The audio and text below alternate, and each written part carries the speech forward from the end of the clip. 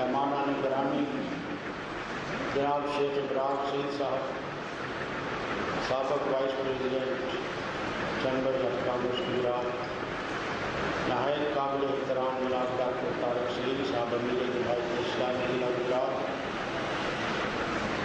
انتہائی قابل عزت حاضرین مکرم، اس سے پہلے فاضل مقررین نے انتہائی خوبصورت انداز میں آج کے موضوع کے بارے میں پاکستان کا موجودہ وفاقی بجٹ اور عوامی توقعات پر انتہائی خوبصورت انداز میں اپنے خیالات کا اظہار فرمایا ہے۔ میں انتہائی اختصار کے ساتھ یہ گزارش کرنا چاہتا ہوں، جیسا کہ آپ جانتے ہیں کہ بجٹ تو ہمیشہ گورنمنٹ ہی پیش کرتی ہے، وفاقی حکومت کا ہی فرض ہوتا ہے۔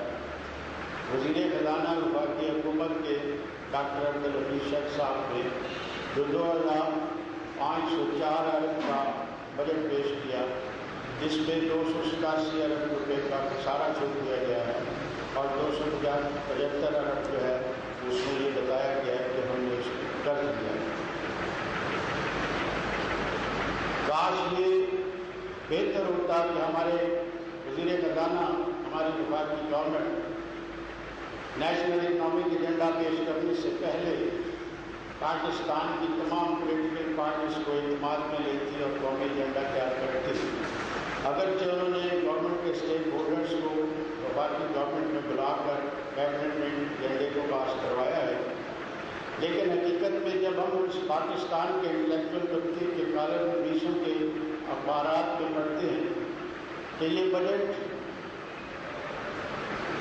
NFC کے اشارے پر بنایا گیا ہے، ان کے اشاروں پر یہ بجٹ کو تکمیل کیا گیا ہے، تو اس بجٹ کو غیر حقیقت پسندانہ اور غیر عوام کے توقعات کے برخلاف قرار دیا جا سکتا ہے۔ جیسا کہ آپ جانتے ہیں کہ کسی ملک کی خود مختاری اور آزادی کا انحصار اس کی آزاد معیشت پر ہوتا ہے۔ اگر ہم اپنے ملک کی خود مختاری قائم رکھنا چاہتے ہیں تو ہمیں اس قرضوں کی لعنت سے اپنے آپ کو آزاد کرنا ہوگا۔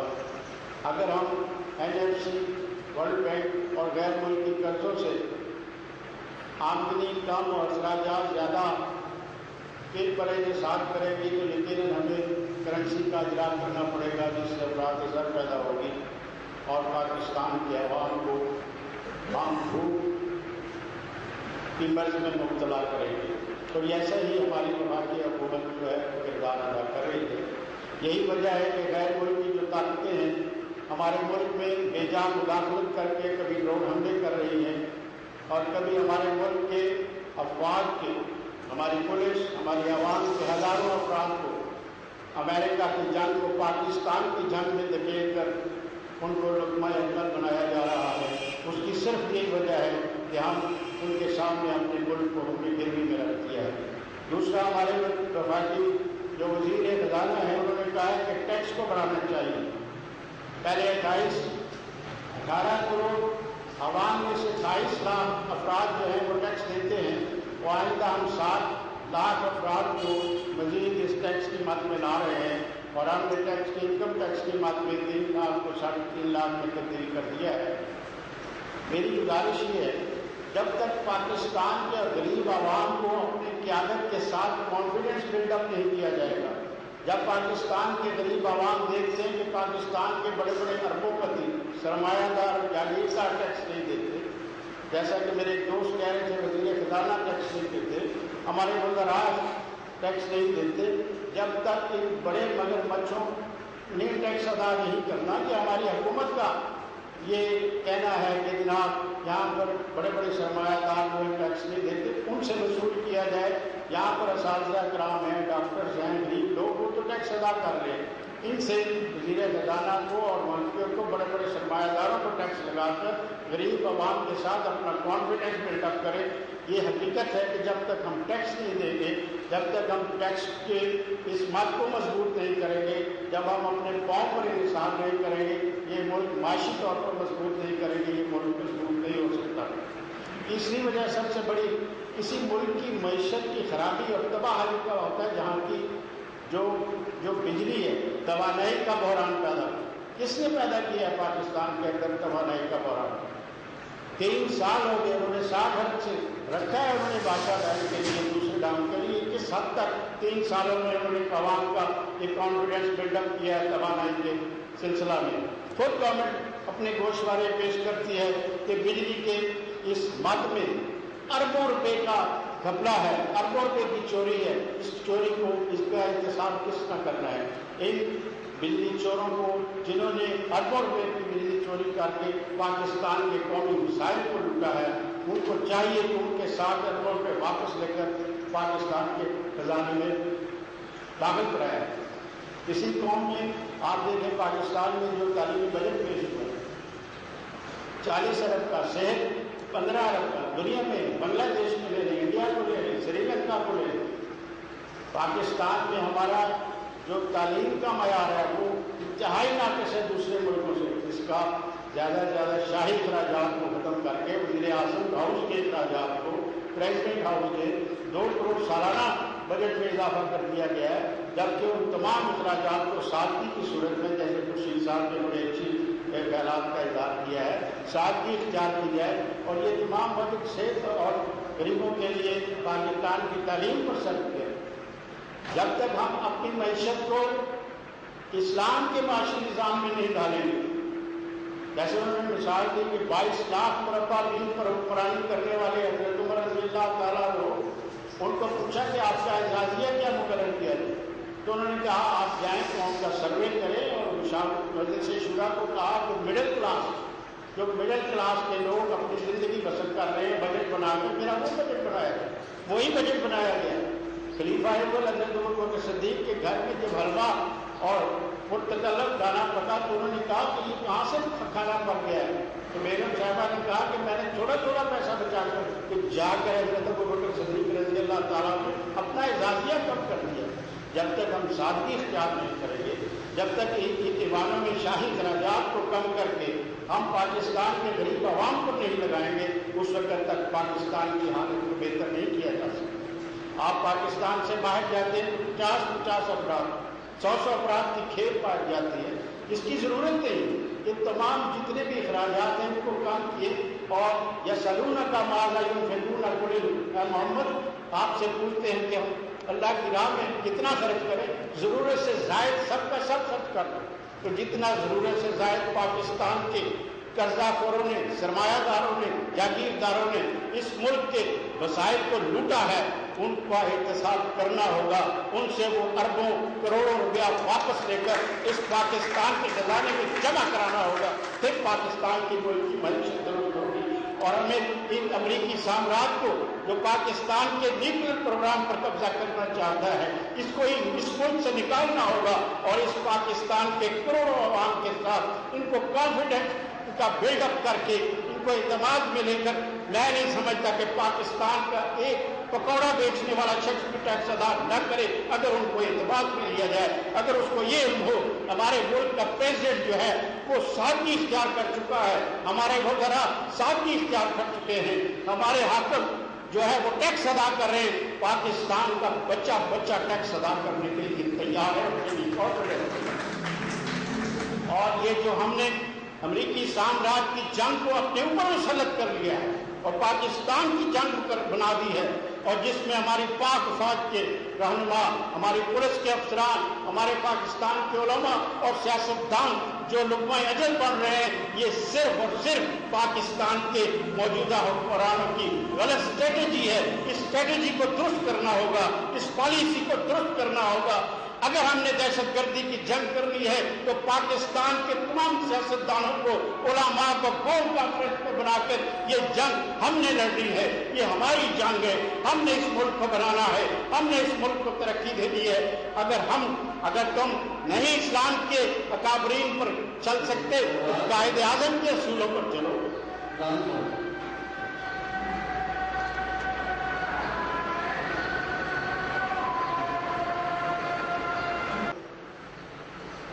کہ میں نے جس کے پاس بھی وافر دولت دیکھی کسی کا حق پایا.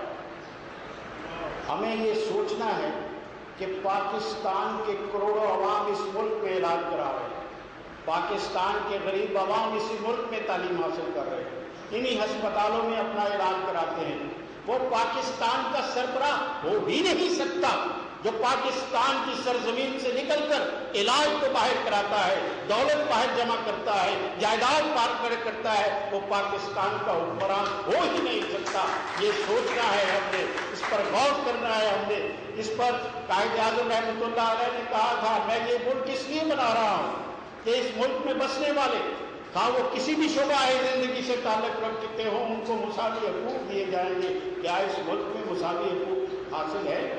تھوڑی سی کمر میں درد ہوتی ہے تو ملک سے باہر، بچے تعلیم حاصل کرتے ہیں تو ملک کے باہر، اور ووٹ ان کے لے کر تم ان ایوانوں میں بیٹھو۔ پاکستان کی قوم کو سوچنا ہوگا، ان ایوانوں میں ان کو بٹھاؤ جہاں پر آپ کے حکمران اس ملک میں اپنا علاج کراتے ہو، اپنے بچوں کو اس ملک میں اعلیٰ تعلیم دلاتے ہو۔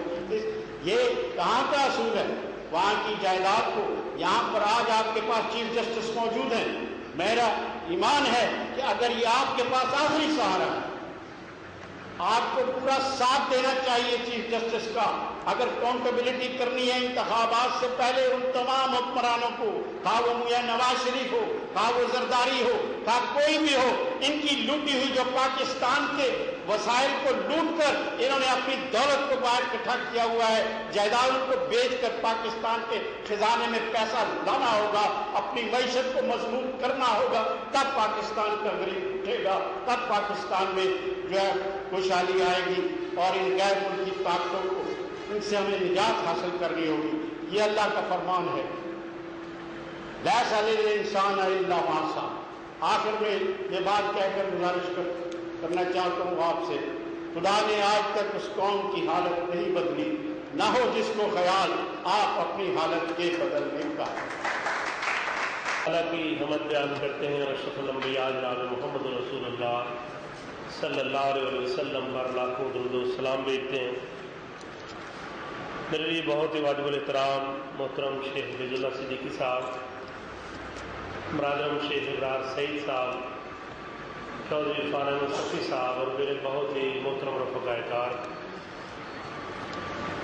میں شکر گزار ہوں ان احباب کا کہ جنہوں نے آج ہمیں یہ موقع فراہم کیا ہے کہ ہم بجٹ 2011 اور 12 کے حوالے سے عوام کی توقعات اور اس میں حکمرانوں نے جو کھیل کھیلا ہے اس پر اپنی بات کہہ سکیں۔ مجھ سے پہلے جتنے احباب نے گفتگو کی، سچی بات یہ ہے کہ میں اس ساری بات کو مکمل سمجھتا ہوں، اور میرا احساس یہ ہے کہ انہوں نے اس موضوع کا حق ادا کیا۔ بجٹ پر بات کرنے سے پہلے مجھے وہ شعر یاد آتا ہے کہ شاعر نے کہا کہ غربت نے میرے بچوں کو تہذیب سکھا دی، غربت نے میرے بچوں کو تہذیب سکھا دی، سہمے ہوئے رہتے ہیں شرارت نہیں کرتے۔ پاکستان کے 17 کروڑ عوام شرارت کرنے کی پوزیشن کے اندر حکمرانوں کی وجہ سے نہیں ہے۔ آج ان کے اندر یہ سکت نہیں ہے کہ وہ اپنے اوپر ہونے والے کسی ظلم پر صدائے احتجاج جو اس کو بلند کر سکے۔ مزدور جو دن بھر مشقت کرتا ہے، بوریاں اٹھاتا ہے، اپنی پیٹھ پہ منوں کے حساب سے وزن لاتا ہے، اس کی معصوم سی خواہش یہ ہوتی ہے کہ رات آئی ہے اور دن بھر کی تھکن جو ہے وہ اتار لے گا اس رات کے اندر۔ لیکن انرجی کے اس دوران میں کہ جب لوڈ شیڈنگ 16 سے 18 گھنٹے تک ہوتی تو وہ بھی شاعر نے کہا کہ اب تک میرے اعصاب پہ محنت ہے مسلط، اب تک میرے کانوں میں مشینوں کی صدا ہے، اب تک میرے اعصاب پہ محنت ہے مسلط، اب تک میرے کانوں میں مشینوں کی صدا ہے، اے رات مجھے ماں کی طرح آغوش میں لے لے، دن بھر کی مشقت سے بدن ٹوٹ رہا ہے۔ یہ بھی میں صوفے پہ بیٹھا تھا، اس کی ایک وجہ تو یہ بھی ہے کہ کل سے بیمار ہوں، فلو بھی ہے، گلا خراب تھا، تو میں نے ایک ایسی میڈیسن لی ہے جس کے نتیجے میں نیند بھی آتی ہے۔ لیکن میرا احساس یہ ہے کہ آپ سارے اس کے شکار ہیں کہ رات کو جن کے گھروں میں جنریٹر نہیں ہوتا، جن کے پاس متبادل نظام موجود نہیں ہے، ان کی نیند پوری نہیں ہے۔ پھر یہی ہوتا ہے کہ چوروں کی طرح جہاں موقع ملتا ہے لوگ جھپکی لے لیتے ہیں، آنکھ بند کر کے اپنا وہ گزارا جو ہے وہ کرنے کی کوشش کرتے ہیں۔ مجھے اچھی طرح یاد ہے، میں عمرے پہ گیا رمضان میں، تو ایک مولانا صاحب حضور کے روزے کے بالکل سامنے بیٹھے ہوئے تھے، افطاری کے قریب کا وقت تھا، تو لوگ کھجوریں بانٹ رہے تھے، چھوٹے سے پیکٹ کے اندر بڑی اعلیٰ قسم کی کھجوریں تھیں، میں بھی ساتھ بیٹھا ہوا تھا وہاں۔ تو اس نے مولانا صاحب اس مراقبے کے اندر تھے، مراقبے میں دونوں نے بتایا، ہم سب میں سوئے ہوئے ہیں، وہ کھجوریں اس نے ان کے ہاتھ کے اندر یا ڈالنے کی بہت کوشش کی، پیکٹ چھوٹا سا تھا، کافی محنت کے بعد وہ جب کھجوریں نہیں ڈال سکے تو ان کی آنکھ کھلی، تو انہوں نے کہا مولانا آپ سو گئے تھے، آپ کو تو وضو کی ضرورت ہوگی۔ کہنے لگے نہیں میں سویا نہیں تھا، میں مراقبے میں تھا۔ تو میں پریس کے دوستوں سے کہوں گا کہ مراقبے والوں میں اور سونے والوں میں ضرور فرق کیا ہے۔ آج کا بجٹ جس میں ہم بات کر رہے ہیں یہ حقیقت میں روایتی بجٹ ہے، اور محترم شیخ حفیظ اللہ صدیقی صاحب نے بھی اور مجھ سے پہلے فاضل مکرمی نے بتایا کہ خسارے کا بجٹ، جس میں قرآن نے خود اس بات کا اعتراف کیا ہے کہ ہمارے پاس آمدن کے ذرائع کم ہیں اور اخراجات زیادہ۔ پھر اور ستم ظریفی یہ ہے کہ آمدن کو بڑھانے کا کوئی طریقہ، کوئی فارمولہ، کوئی اشارہ نہیں، یا تو بتایا جاتا ہے کہ ہم اس نظام کے ذریعے زیادہ اس سال کے اندر آمدنی اکٹھی کریں گے اور اس خسارے کو پورا کریں گے، لیکن ظاہر ہے اس خسارے کو پورا کرنے کا ایک فارمولہ جب سے ہم نے امریکہ کے ساتھ معاہدے کرنے شروع کیے ہیں، ہر حکمران کے ذہن کے اندر ہے کہ ہم اس کے سامنے کشکول غذائی لے کر جائیں گے اور اس سے خیرات مانگیں گے۔ دوسری بات یہ کہ اس کے اندر عام آدمی اور غریب آدمی کے حوالے سے کوئی بات نہیں کی، اس لیے کہ مانگے تانگے کے لوگ جو ہوتے ہیں، جو بجٹ بناتے ہیں، جن کی کوئی دلچسپی اس ملک کے ساتھ نہیں ہے، جن کی یہاں کوئی احساسیں موجود نہیں ہیں، ہمارے کتنے وزراء اعظم ہیں اور ہمارے کتنے وزیر خزانہ ہیں کہ جیسے ہی ان کی وزارت اور ان کی وزارت عظمیٰ ختم ہوتی ہے، اگلی فلائٹ کے اندر وہ اسی امریکی بینک کے اندر جا کر نوکری کرتے نظر آتے ہیں کہ جس کے وسائل کی وصولی کے لیے پاکستان کے وزیر اعظم بنا کر بھیجے گئے اور پاکستان کے عوام نے انہیں ٹھنڈے پیٹوں میں برداشت کیا۔ صرف ایک راستہ بچتا ہے اس خسارے کو پورا کرنے کا، وہ یہ کہ ٹیکس کے نظام کے اندر شفافیت لائے، لیکن ٹیکس کا جو موجودہ نظام ہے یہ اتنا گلا سڑا ہے، اس کا سٹرکچر اتنا خراب ہے، اس کے اندر اتنی کرپشن کہ کسی حکمران نے اس پر کوشش نہیں کی کہ اس نظام کو ٹھیک کیا جائے، اس کے نتیجے کے اندر وسائل جو ہیں ان کو اکٹھا کرنے کی بات کی جائے، اور وہ بات بھی کیسے کریں کہ جب وزیر خزانہ خود بھی بات کہنے کی پوزیشن کے اندر نہ ہو کہ اس پہ نے کتنا ٹیکس ادا کیا۔ میں کسی پارٹی کی، کسی شخصیت کی بات نہیں کرتا، وہ جن کے اسکارٹ کے اندر اگر آپ ان کی گاڑیوں کی قیمت لگانا چاہیں تو کروڑوں روپے ان کی گاڑیاں جو ہوتی ہیں، فلیٹ جو ہوتا ہے اس کے اندر ہوتی ہے، لیکن وہ بھی کوئی ٹیکس نہیں دیتے، اور غریبوں کی ہمدردی کی جب وہ بات کرتے ہیں، ان کے پیٹ کے اندر غریبوں کی ہمدردی کے مروڑ اٹھتے ہیں۔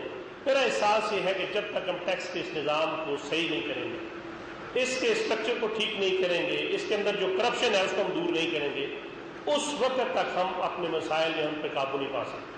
اور غریب آدمی جو ہے وہ ٹیکس اس لیے نہیں دیتا، وہ یہ سمجھتا ہے کہ اس کے خون اور پسینے کی کمائی سے ہمارے حکمران اور ان کے گماشتے گلچھرے اڑائیں۔ آپ کو معلوم ہوگا کہ ایک وفاقی وزیر 1 کروڑ روپے ماہانہ کے اندر پڑتا ہے اس قوم میں، اور وفاقی وزیروں کے آپ پڑھے لکھے اور صحافی لوگ ہیں، اگر آپ میں کوئی فرق سارے وفاقی وزیروں کے نام مجھے بتا دیں تو میں اس کے لیے ایک بہت مناسب نام جو اس کا اعلان کرتا ہوں، آپ کو اپنے وزیروں کے نام یاد کریں۔ ان کی روزانہ وزارتیں بدلتی ہیں اور اتنے وزیروں کو شامل کیا جاتا ہے کہ تاکہ حکومت کا بیڑا جو ہے وہ پار ہو جائے، وہ اپنی حکومت کا بیڑا پار کرتے کرتے اس قوم کا بیڑا یا اس کو غرق کرنے کا تیار ہو جائے۔ اور میں سمجھتا ہوں کہ جب حکمرانوں کو اعتماد ہوگا تو پھر اس کے نتیجے میں لوگ جو ہے وہ ٹیکس ادا کریں۔ اصل معاملہ یہ ہے کہ وہ کہا شاعر نے کہ ہم تو دیمک سے بچاتے رہے اپنا گھر مگر، ہم تو دیمک سے بچاتے رہے اپنا گھر مگر، چند کیڑے کرسیوں کے ملک سارا کھا گئے۔ وہ چند خاندان ہیں جو اس ملک کو لوٹ رہے ہیں، وہ چند خاندان ہیں جو اس ملک کی روشنی اور اس ملک کے اندھیرے جو ان کے ہاتھ کے اندر ہیں، جب چاہتے ہیں اس روشنی کو اندھیرے کے اندر تبدیل کرتے ہیں۔ جب عوام کا احتجاج ہوتا ہے وہ تھوڑے سے وسائل ادا کرتے ہیں، اور اسی لوڈ شیڈنگ جو 12 سے 16 گھنٹے کے اندر تک چلی جاتی ہے وہ 4 اور 5 گھنٹوں تک آ جاتی ہے۔ پتہ نہیں کس صندوق کے اندر یہ بجلی بند کرتے ہیں، اور جب عوام کا دباؤ بڑھتا ہے تو بجلی خود بخود اس صندوق سے باہر نکالتے ہیں۔ بجلی کو اسٹور کرنے والی تھی، بجلی کی کوئی کمی نہیں ہے، کوئی بحران نہیں ہے۔ اس بجٹ کے اندر بھی انہوں نے کچھ وسائل رکھے ہیں، اس بحران پہ قابو پانا چاہتے ہیں۔ میرا احساس یہ ہے کہ موجودہ اسٹرکچر کے اندر یہ صلاحیت نہیں ہے کہ وہ بحران پہ قابو پائے، اس لیے کہ بحران پر قابو وہ حکمران پا سکتا ہے جو اپنی خواہشات نفس کو اپنے قابو میں رکھ سکتا ہے۔ ابھی عمر بن عبدالعزیز رحمۃ اللہ علیہ کا تذکرہ کیا محترم شیخ فیض اللہ صدیقی صاحب نے۔ جناب عمر فاروق رضی اللہ تعالیٰ عنہ کی لوگ بات کرتے ہیں، عمر بن عبدالعزیز رحمۃ اللہ علیہ جب امیر المومنین بنے تھے تو ان کے اثاثے بہت زیادہ تھے، لیکن امیر المومنین بننے کے بعد ان کے اثاثے گھٹتے چلے گئے۔ سب سے پہلے اپنی اہلیہ فاطمہ جس کا نام تھا اس کو کہا، فاطمہ تیرے گلے کے اندر ایک قیمتی ہار ہے، تجھے بادشاہ کی بیوی نے تحفے کے طور پر دیا تھا کہ تو خلیفے کی بیٹی ہے، فاطمہ اگر میری بیوی رہنا چاہتی ہے تو ہار کو بیت المال کے اندر داخل کر، ورنہ مجھ سے طلاق لے۔ اور یہ پہلی طلاق کی جو محبت کے باوجود بھی کسی نے اس کی جانب اشارہ کیا تھا کہ فاطمہ مجھے تیرے ساتھ محبت، اور مجھے ڈر ہے کہ امور مملکت چلاتے ہوئے تمہاری محبت جو ہے وہ کہیں میرے راستے کی رکاوٹ نہ بن جائے۔ اصل معاملہ نیتوں کا ہوتا ہے، حکمرانوں کی نیتوں کے اندر فتور آ جاتا ہے، اللہ تعالیٰ مال سے برکت اٹھا لیتا ہے۔ ایک بادشاہ کے بارے میں آتا ہے، اس کا گزر کسی علاقے میں ہوا، اس کو پیاس لگی تھی، گھوڑے پہ سوار تھا، پرانا وقت تھا، اس نے ایک بکریاں چرانے والے سے کہا کہ مجھے پانی چاہیے۔ وہ دیہاتی آدمی تھا، اس نے کہا کہ مسافر ہے، مسافر کی خدمت کرنی چاہیے۔ اس نے قریب ہی اپنے باغ میں گیا، اس نے انار ایک توڑا، اس کو گلاس کے اندر نچوڑنے کے بعد اس مسافر کو پیش کر دیا۔ مسافر نے جب پانی مانگا تھا، اس کا انار مل گیا، اس نے بڑی فرق محسوس ہوئی، بہت اچھا اس کا ٹیسٹ تھا۔ اس نے پوچھا کہ کتنے انار آپ نے نچوڑے؟ بتانے والے نے بتایا کہ ایک انار میں نے نچوڑا ہے، اور اس سے یہ نابالغ گلاس جو بھر گیا۔ حاکم وقت اپنے محل کے اندر پہنچتا ہے، نیت کے اندر فتور آ جاتا ہے، محکمہ مال کے لوگوں کو بلاتا ہے، کہتا ہے کہ ذرا آؤ، فلاں علاقے کی زمین بڑی اچھی ہے، وہاں فصل بہت اچھا ہوتا ہے، اس کا ٹیسٹ بڑا اچھا ہے، اس کا ٹیکس جو ہے اس کو بڑھا دیا جاتا ہے، ٹیکس بڑھا دیا جاتا ہے۔ 2-3 سال کے بعد پھر بادشاہ سلامت کا گزر ہوا، اس سے اندازہ تھا کہ اس علاقے کے اندر میں نے فلاں وقت میں انار کا جوس پیا۔ آپ بھی تو لاہور جاتے ہوئے اسی ہوٹل پہ رکتے ہیں جس دفعہ کہیں کھانا کھاتے ہوئے ٹیسٹ آیا۔ بادشاہ نے پھر وہ انار کا جوس مانگا، اس نے اس کو پیش کیا، ذائقہ کو اچھا نہیں، اس نے کہا اس کا ذائقہ اچھا نہیں ہے۔ انہوں نے کہا بادشاہ سلامت میں نے 3 انار نچوڑے اور 1 گلاس اس سے انار کا جوس کروں۔ اس نے کہا عجیب بات کرتے ہو، چند سال پہلے میں آیا تھا، 1 گلاس تم نے، 1 انار تم نے نچوڑا تھا، تم ہی نے کہا تھا کہ انار سے بھی گلاس لبا لمبا ہے، اور آج تم کہتے ہو کہ میں نے 3 انار نچوڑے اور اس کا ذائقہ بھی ٹھیک نہیں ہے۔ اس سادہ سے دیہاتی نے کہا جب حکمرانوں کی نیتوں کے اندر فتور آ جاتے ہیں، اللہ تعالیٰ اپنے اموال سے برکت اٹھا لے۔ جالے مرحوم جیسا آدمی چیخ اٹھا، اس نے کہا دن پھرے ہیں فقط وزیروں، ہر بلاولا میرے دیش کا مقروض، پاؤں ننگے ہیں بے نظیروں۔ آج تو وزیروں کے دن پھرے، وزیر اپنے شہر کے اندر آتے ہیں، لوگ خبریں لگاتے ہیں کہ آج فلاں وزیر صاحب گجرات کا دورہ کریں گے، حیرت ہوتی ہے اپنے گھر آتے ہوئے اس کا دورہ ہو رہا ہوتا ہے۔ میں سمجھتا ہوں کہ اس سارے مسئلے کا اور اس ساری جو ہماری مشکلات ہیں، اس کا حل صرف اور صرف یہ ہے کہ عوام صرف تبصرہ اور تجزیہ نہ کرے، زندگی کے انفرادی اور اجتماعی دائرے کے اندر اپنا رول ادا کرے۔ یہ ووٹ کی پرچی، اس کو برچی بنایا جائے، اس کو پرچی نہ رہنے دیا جائے۔ وہ قیادت جس نے آپ کے ووٹ لے کر آپ کے ساتھ بے وفائی کی ہے، بے رخی کا معاملہ اختیار کیا، چاہے اس کا نام کوئی بھی ہو، آپ آنے والے الیکشن کے اندر اس ووٹ کی پرچی کو برچی بنائیں، اس کے سینے کے اندر اتار دیں، اس کو پتہ چلے کہ ان عوام کے ٹیکسوں اور ٹکڑوں پر جو مجھے مراد ملتی تھیں، جو میری عیاشیاں ہوتی تھیں، جو لگژری گاڑیاں مجھے دی گئی تھیں، اور جن کے اندر میں دھول اور گرد اڑاتا ہوا اپنے شہروں سے گزرتا تھا، اور قومی اسمبلی کے اندر جو چند دن پہلے بحث ہو رہی ہے سینٹ کے اندر، میں حیران ہوتا ہوں، کوئی اور ملک ہوتا تو اس کے لوگ تو خود مستعفی ہوتے۔ ہمارے ایم این اے یہ بات کہہ رہے ہیں کہ پاکستان اگر ناکام ریاست نہیں ہے تو ناکام ریاست بن گیا۔ میں کہتا ہوں اسے پوچھنا چاہیے کہ یہ ناکام ریاست بنانا اور ناکام ریاست کی طرف پیش قدمی کرنے کے اندر یا تو آپ کا براہ راست کردار ہے یا آپ کے باپ دادا کا کردار ہے۔ اسمبلیوں کے اندر تو وہی لوگ بار بار آتے رہے، باپ کے بعد بیٹا اور بیٹے کے بعد اس کا عزیز، یہ سارے لوگ جو ہیں وہ ایک کلب کے ممبر ہیں، کبھی ایک کلب کو جوائن کرتے ہیں، کبھی دوسرے کلب کو جوائن کرتے ہیں، اور حقیقت کے اندر عوام کے ساتھ، عوام کے مسائل کے ساتھ کوئی تعلق نہیں ہوتا۔ میں سمجھتا ہوں کہ اگر نیت درست ہو جائے تو پھر ایک عام گھرانے سے، ایک خاتون کے بطن سے نکلنے والا بیٹا وہ بھی بات ہوئی نا کہ ان سے بڑی کس نے حکومت کی تھی. میں آپ کو یہ بات آپ کے علم میں لانا چاہتا ہوں کہ عمر فاروق رضی اللہ تعالیٰ نے 22 لاکھ مربع میل پر حکومت کی. حضرت علی کرم اللہ وجہ اور حضرت امیر معاویہ رضی اللہ تعالیٰ نے یہ 2 حکومتیں تھیں ایک وقت کے اندر. امیر معاویہ رضی اللہ تعالیٰ نے حضرت علی کی حکومت کو قبول نہیں کیا تھا اور 44 لاکھ مربع میل پر اسلامی ریاست جو ہے وہ قائم ہوئی تھی. جناب عمر کے دور سے دگنا رقبہ جو ہے اسلامی ریاست کا حصہ. اور اس کے بعد خلافت راشدہ کا دور ختم ہو گیا. اس کے بعد اگر آپ ناراض نہ ہوں، کوئی فتویٰ نہ دیں، تو پھر ایک لوٹ مار کا کلچر شروع ہوا جو آج کو حکمرانوں کا کلچر ہے. لیکن ایک فرق پھر بعد میں آتا ہے جس کے نام کے ساتھ رضی اللہ تعالیٰ عنہ، رضی اللہ تعالیٰ عنہ صحابہ کے نام کے ساتھ لکھا جاتا ہے. وہ میرے اور آپ جیسا انسان تھا، اس کے نام کے ساتھ رحمۃ اللہ علیہ لکھا جاتا ہے. اور اس کا پس منظر یہ ہے کہ جناب عمر رضی اللہ تعالیٰ عنہ، عمر بن خطاب، اپنی خلافت کے آخری زمانے میں گشت کر رہے تھے. رات کا آخری پہر تھا، بڑھاپے کی وجہ سے تھک بھی گئے تھے اور جناب عمر ایک گھر کے دروازے کے باہر بیٹھ جاتے ہیں. چھوٹے چھوٹے مکان تھے، اندر سے ماں اور بیٹی کے درمیان مکالمہ ہو رہا تھا. ماں بیٹی سے کہہ رہی تھی بیٹا دودھ میں تھوڑا سا پانی ملا دو، پیسے زیادہ مل جائیں گے. بیٹی کہہ رہی تھی اماں ہمارے خلیفہ نے حکم دیا ہے کوئی آدمی دودھ میں پانی نہ ملائے. ماں کہتی ہے بیٹا خلیفہ یہاں کو موجود ہے.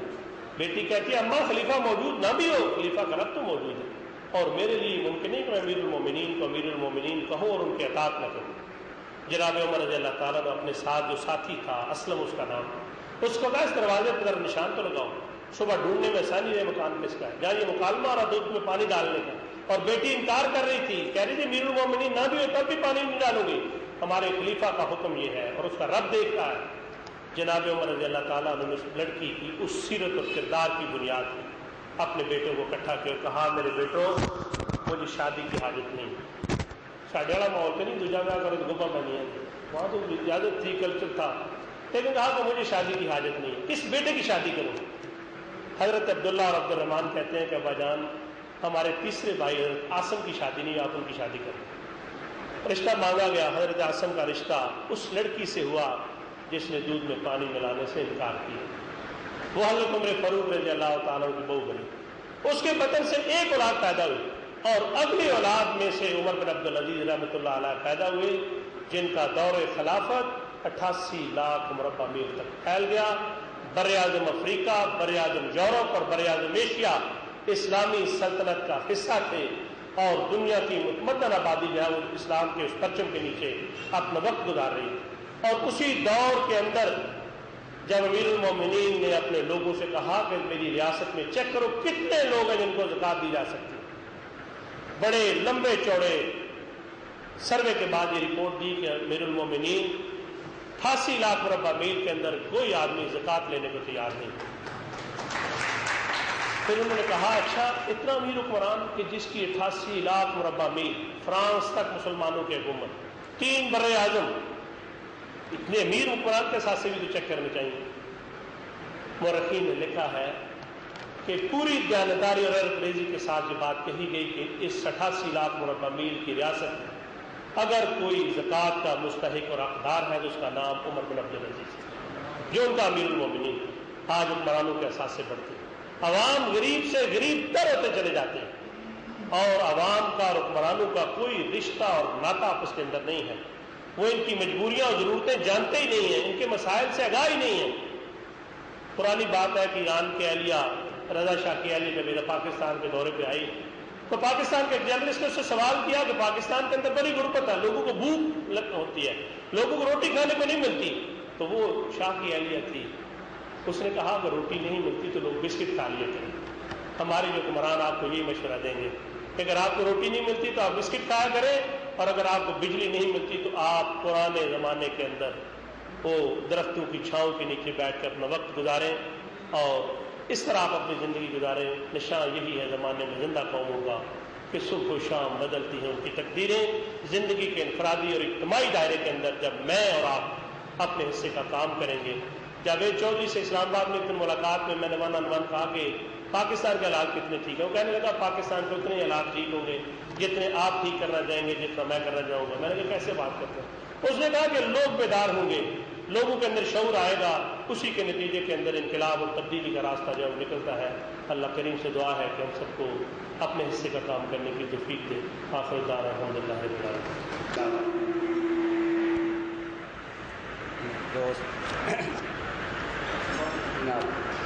ڈاکٹر ارفان صفی صاحب، باجوہ صاحب، دیگر انتہائی قابل احترام دوستوں، بھائیوں، السلام علیکم۔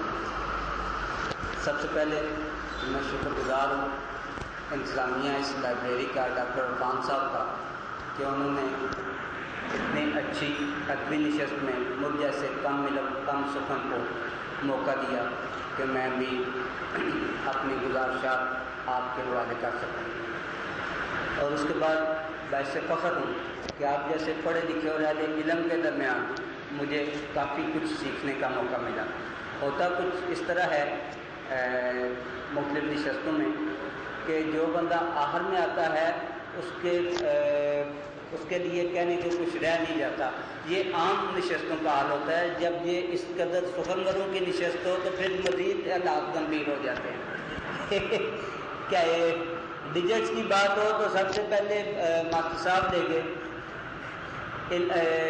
فلسفے کی بات آئی اور مذہبی حوالہ جات کی بات آئی تو دونوں عظیم مقررین اپنے ساتھ لے گئے۔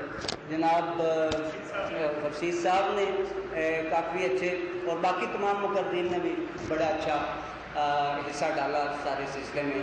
میں بھی کوشش کرتا ہوں، لیکن یہ ساری باتیں کہنے کا مطلب یہ ہے کہ میری طرف سے اگر کوئی کمی رہ جائے تو وہ ایک تو کافی سالوں سے جونیئر ہونے کے ناطے، اور باقی آخری جسے کہتے ہیں نا پھاڑی سمجھ کے مجھے معاف کر دینا۔ ایک بات ضرور کہنا چاہوں گا اپنے اصل ٹاپک پہ آنے کی سے پہلے کہ اس قسم کی نشستیں جو پازیٹیو معاشرے میں پازیٹیو اوپینین میکنگ کا کردار ادا کریں وہ باقی باعث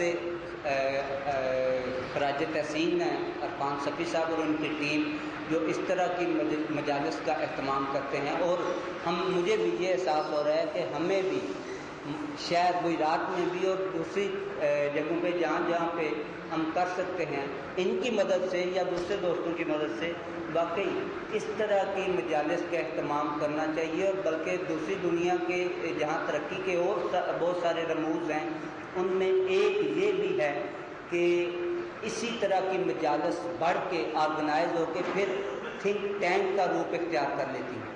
اور تھنک ٹینک ضروری وہی نہیں ہوتا جو گلوبل ولیج کو ترتیب دے۔ تھنک ٹینک ہماری بلدیہ لالہ موسیٰ کی بلدیہ کے بارے میں بھی اپنی تجاویز دے سکتا ہے۔ تھنک ٹینک ادھر کے عیدی کا جو سسٹم ہے اس میں جا کے بھی کوئی بہتری لا سکتا ہے، جو آلریڈی سسٹم ہے اس میں بھی بہتری لا سکتے ہیں چھوٹے چھوٹے پروجیکٹ پہ اپنی رائے دے کے۔ اور اس طرح کی جو مجالس ہیں وہ یقیناً لوکل سوسائٹی کو بہتر بنانے میں اہم کردار ادا کر سکتی ہیں۔ یہ تو جذبے سی بات تھی۔ ایک چھوٹا سا حوالہ مزید دے دوں اصل موضوع پہ بات کرنے کا۔ اصل موضوع پہ تو آپ لوگ کافی بول چکے ہیں۔ جس موضوع پہ ہم آج بات کرنا چاہ رہے ہیں کہ وفاقی بجٹ 2011-12 اور عام آدمی کی اس کے بارے میں رائے، اس کی توقعات، کیا ان توقعات پہ یہ پورا اترتا ہے یا نہیں، تو اس پہ بات کرنے سے پہلے ہم تھوڑا سا بیک گراؤنڈ دیکھ لیں کہ یہ بجٹ تھا کس کا، بنایا کس نے، کس کے لیے بنایا، کن حالات میں بنایا۔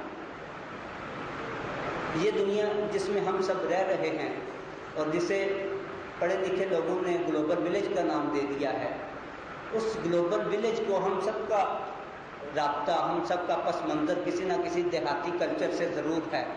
اس گلوبل ولیج کو اگر ہم اپنے گاؤں، اپنے پنڈ، اپنے دیہات سے مشابہت کریں اور پھر دیکھیں کہ آج کے گلوبل ولیج میں اس گلوبل ولیج کے چودھری کا اور امریکہ کا اور پاکستان کا آپس میں کمپیریزن کیا ہے، آپس میں رشتہ کیا ہے، اور ہمارے دیہاتی کلچر میں کون سے دو کردار ہوتے ہیں جو ان سے منسوب ہو سکتے ہیں، تو وہ ہے چودھری کا اور اس ہر گاؤں میں موجود مراسی کا۔ میں بھی پاکستانی ہوں اور انتہائی دکھے دل کے ساتھ یہ بات کہہ رہا ہوں. اگر کسی دوست کا دل دکھے تو میں پہلے معافی مانگ لیتا ہوں.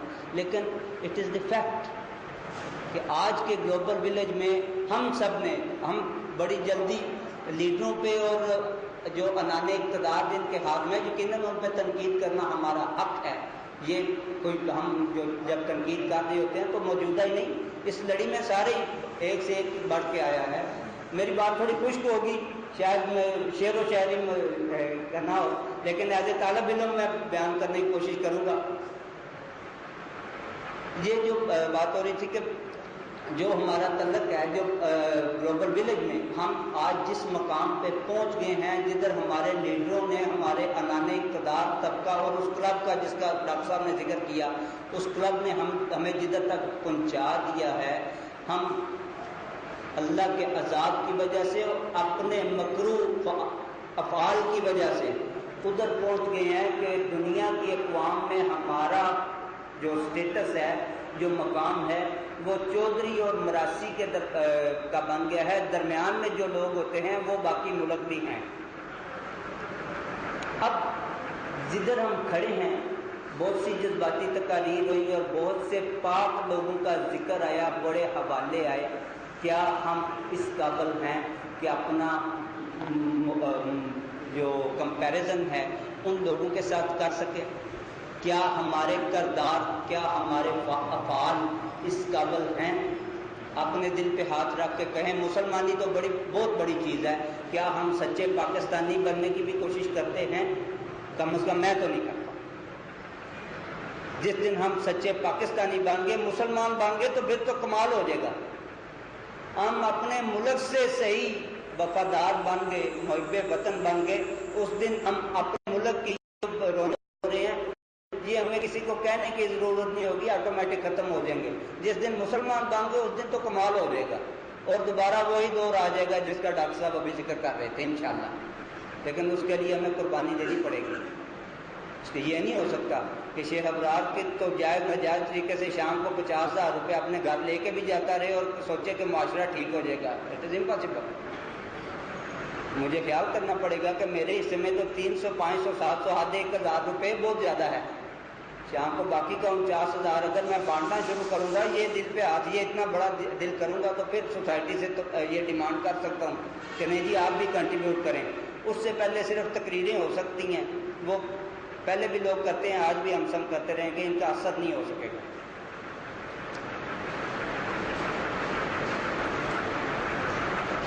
وہ اس کا ذکر ہو رہا تھا, بات تھوڑی لمبی ہوگی, لیکن پہلے بھائی نے مجھے اجازت دے رکھی ہے کہ آپ 10 منٹ زیادہ لے سکتے ہیں. کہ صبح سویرے اس کردار کا کام ہوتا ہے چودھری کی حویلی میں آ جانا, آ کے سارا دن فلیٹرنگ کرنی, خوشامد کرنی, آگے پیچھے پھرتے رہنا. نہ اس کی کوئی غیرت ہوتی ہے, نہ اس کی کوئی حمیت ہوتی ہے, نہ اس کے پاس کوئی دلیل ہوتی ہے, نہ اس کا کوئی احتجاج ہوتا ہے, اس سے کوئی حق نہیں حاصل ہوتا. اس کا کام صرف پیچھے پیچھے پھرتے رہنا ہوتا ہے.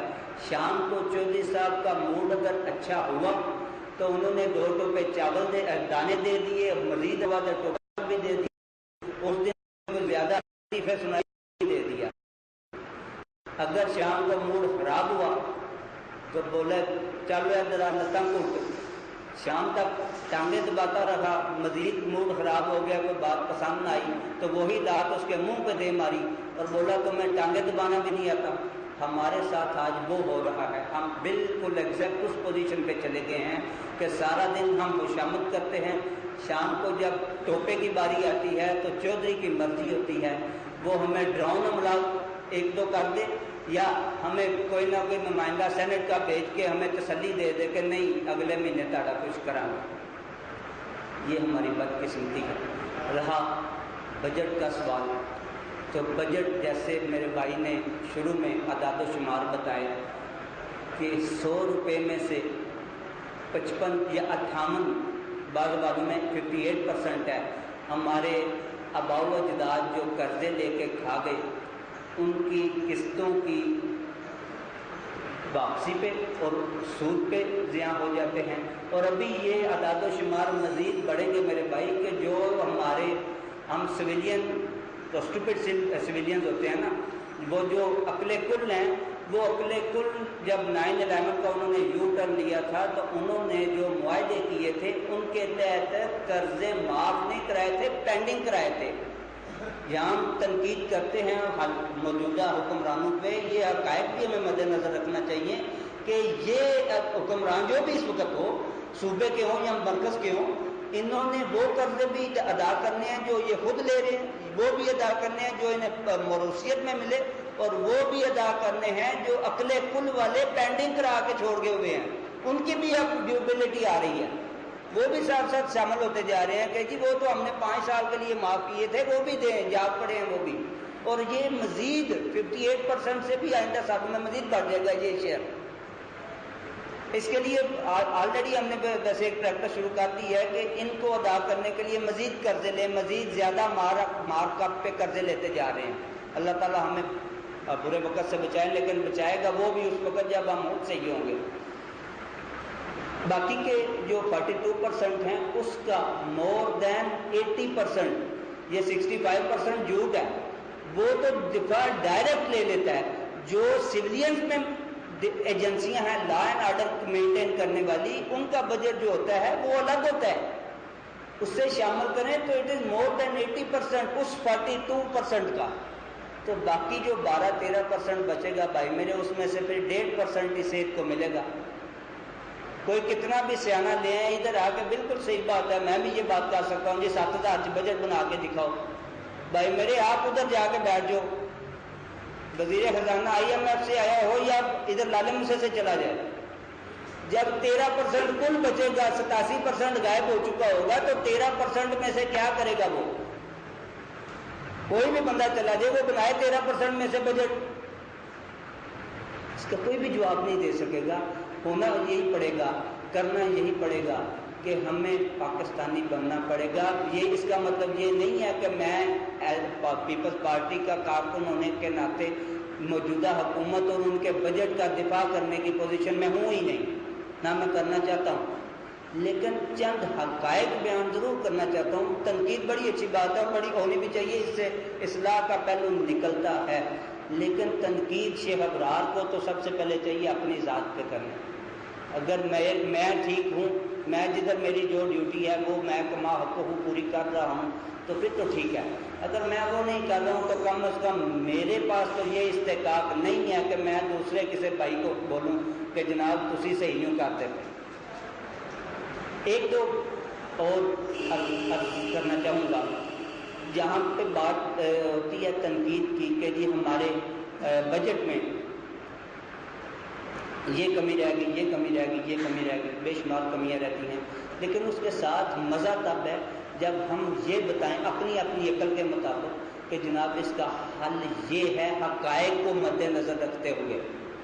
ڈاکٹر صاحب آج وہ وقت تو آنے والا نہیں جو حضرت عمر بن عبدالعزیز کے وقت میں تھا کہ 3 براعظموں میں حکومت بھی تھی اور ماشاءاللہ ڈیجٹ بڑے اچھے تھے۔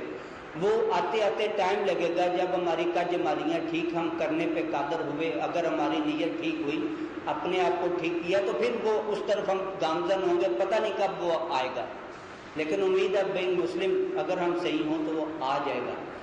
آج تو ہمیں حقائق کو مد نظر رکھتے ہوئے یہ بیان کرنا ہوگا کہ جناب تساں اے کیتا اگر انج کریے تے حالات بہتر ہو سکتے ہیں۔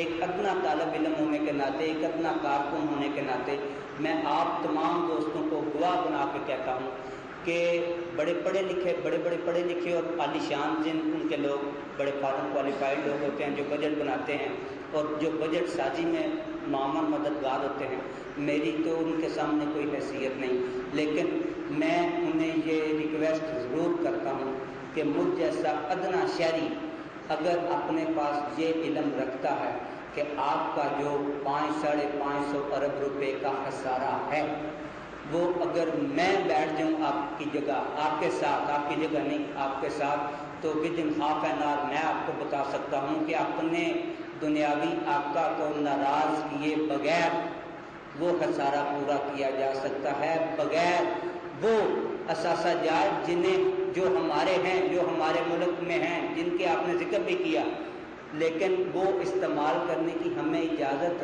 نہ ہے. It is defect.